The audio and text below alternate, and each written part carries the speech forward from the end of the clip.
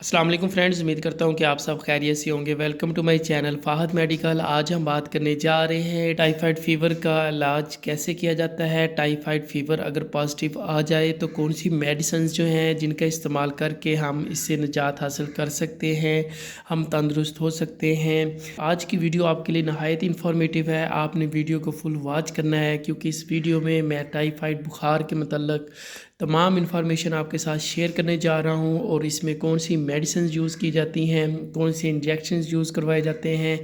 इस वीडियो में आपको इसके हवाले से तमाम इन्फॉर्मेशन मिल सकती है।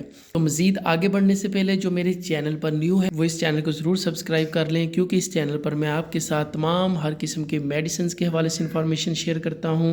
इसके अलावा उन तमाम डिजीज़ के हवाले से इन्फॉर्मेशन शेयर करता हूँ जो कि वायरल डिजीज़ हों या फिर बैक्टीरियल डिजीज़ हों या फिर फंगल एक्शन की वजह से होने वाली डिजीज़ हों। तो चलते हैं, बात करते हैं कि टाइफाइड बुखार में हम कौन सी मेडिसिन इस्तेमाल कर सकते हैं। अगर किसी पेशेंट का टेम्परेचर 2-3 दिन से मुसलसल होता आ रहा है लेकिन बहुत सारी मेडिसिन यूज़ करने के बाद भी उनका जो बुखार है वो वक्ती तौर पर तो रिकवर हो जाता है, लेकिन उसके बाद फिर उसको शाम को या सुबह में या दोपहर में फिर उसको बुखार होना स्टार्ट हो जाता है। तो ऐसी सूरत हाल में आपने सबसे पहले जो काम करना होता है वो ये होता है कि आपने फ़ौरी तौर पर टेस्ट करवाना होता है। आप कोशिश करें कि फ़ौरी तौर पर सीबीसी करवा लें, इसके साथ आप टाइफाइड का टेस्ट करवाएं और इसके साथ एमपी का टेस्ट करवाएं।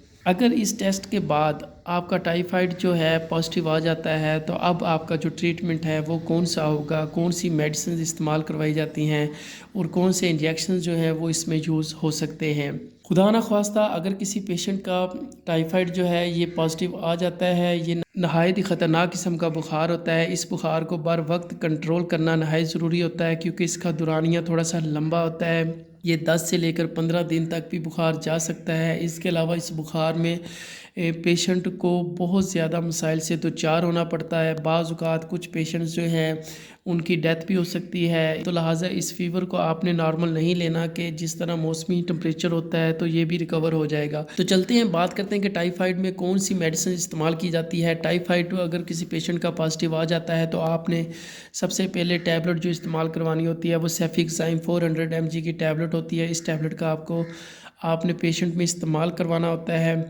और इसके साथ आपने टैबलेट पैनाडाल का इस्तेमाल करवाना होता है। 2-2 गोली पैनाडाल की आप 3 टाइम पेशेंट में रिकमेंड कर सकते हैं क्योंकि आपने कोशिश करनी है कि पेशेंट का जो बुखार है वो कंट्रोल में रहे।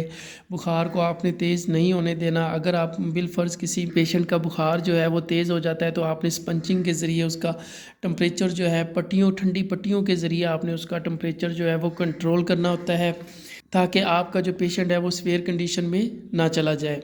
सेफिक्साइम टैबलेट जो है, इस टैबलेट का आपने डेली बेसिस पर एक गोली आपने पेशेंट को देनी होती है, रिकमेंड करनी होती है कि आपका पेशेंट जो है वो रोज़ाना की बुनियाद पर एक गोली एक टाइम में फ़िक्स कर ले, उसमें वो गोली का इस्तेमाल ज़रूर करें। और इसके साथ बात करते हैं टैबलेट अज़िट्मा की। टैबलेट अज़िट्मा 250 mg टैबलेट लेनी होती है। इस टैबलेट का इस्तेमाल पेशेंट ने सुबह शाम करना होता है और इसका जो दौरानिया है वो भी आपने कोशिश करनी है कि एक टैबलेट का दूसरी टैबलेट के दरमियान जो दौरानिया होना चाहिए वो कम से कम 10 घंटे का होना चाहिए।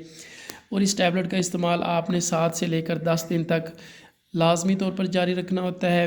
इसके साथ मैं बात करता हूँ इंजेक्शन सेफ्ट्राइज़ोन की, इंजेक्शन ऑक्सीडिल इंजेक्शन की। बाज़ औक़ात कुछ डॉक्टर्स जो हैं वो सिर्फ़ और सिर्फ टैबलेट सेफिक्साइम रिकमेंड कर देते हैं जो कि रोज़ाना की बुनियाद पर एक टैबलेट लेनी होती है। इसके साथ 2-2 गोलियाँ जो हैं वो पैनाडाल की लेनी होती हैं। और तीसरे नंबर पर जो मैंने आपके साथ ज़िट्मा टैबलेट को शेयर किया है, बाज़ औक़ात कुछ डॉक्टर जो हैं वो ज़िट्मा को रिकमेंड नहीं करते, वो इसकी जगह पर इंजेक्शन ऑक्सीडिल का यूज़ करवाते हैं जो कि सुबह शाम पेशेंट को लगाया जाता है। तो अगर आप पेशेंट को सुबह शाम इंजेक्शन ऑक्सीडिल दे रहे हैं तो फिर आप कोशिश करेंगे ज़िट्मा टैबलेट का इस्तेमाल ना करवाएं क्योंकि ऑलरेडी उसमें डबल जो है एंटीबायोटिक चल रहा होता है और पूरी उम्मीद है कि डबल एंटीबायोटिक यूज़ करवाने से पेशेंट का जो टेम्परेचर है वो कंट्रोल में रहता है, उसके जो जरासीम है वो ख़त्म होना स्टार्ट हो सकते हैं।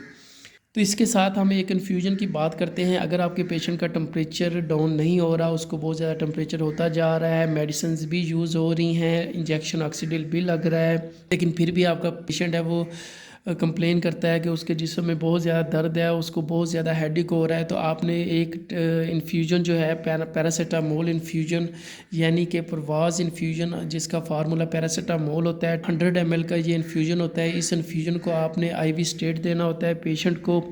اگر آپ روزانہ کی بنیاد پر صرف اور صرف ایک ہی انفیوژن پیشنٹ کو دے دیں تو اس کے جسم کی تمام دردیں جو ہے وہ کنٹرول میں آ جاتی ہیں، اس کا جو ٹمپریچر ہے وہ بھی کنٹرول میں آنا سٹارٹ ہو جاتا ہے۔ تو بعض اوقات اس انفیوژن کا بھی جو ریکمنڈیشن ہوتی ہے ڈاکٹر کی طرف سے وہ صبح شام ہوتی ہے، لیکن یہ ڈیپینڈ کرتا ہے کہ پیشنٹ کی جو کنڈیشن ہے، پیشنٹ کا جو فیور ہے وہ کس حد تک جا رہا ہے۔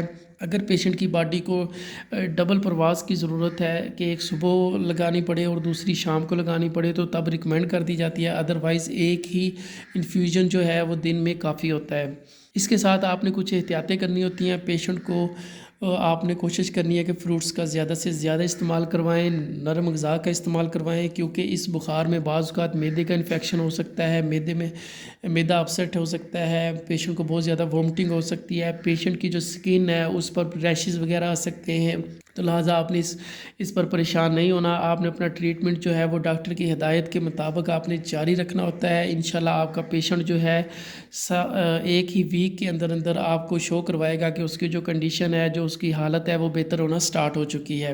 تو یہ تھا آج کی ویڈیو میں نے سوچا کہ آپ کے ساتھ ٹائیفائڈ کے حوالے سے کچھ انفارمیشن، کچھ میڈیسنز کے حوالے سے انفارمیشن شیئر کر دوں، تاکہ وہ دوست جو میڈیکل کے اسٹوڈنٹس ہیں یا پھر جو پریکٹیشنر حضرات ہیں کہ ان کے نالج میں اضافہ ہو سکے۔ تو مزید ایسی ویڈیوز دیکھنے کے لیے آپ میرے اس چینل کو سبسکرائب کر سکتے ہیں، میری ویڈیوز کو لائک کر سکتے ہیں اور اپنے دوستوں کے ساتھ شیئر کر سکتے ہیں۔ اس کے علاوہ اگر کوئی کسی قسم کا آپ کے ذہن میں کویسچن ہے اس ویڈیو کے حوالے سے یا پھر میری پریویس ویڈیوز کے حوالے سے تو آپ مجھے کمنٹ باکس میں پوچھ سکتے ہیں، انشاءاللہ میں آپ کو جواب دوں گا۔ تو ملیں گے انشاءاللہ اگلی ویڈیو میں ایک نئے ٹاپک کے ساتھ، تب تک کے لیے اجازت چاہتا ہوں۔ اللہ حافظ۔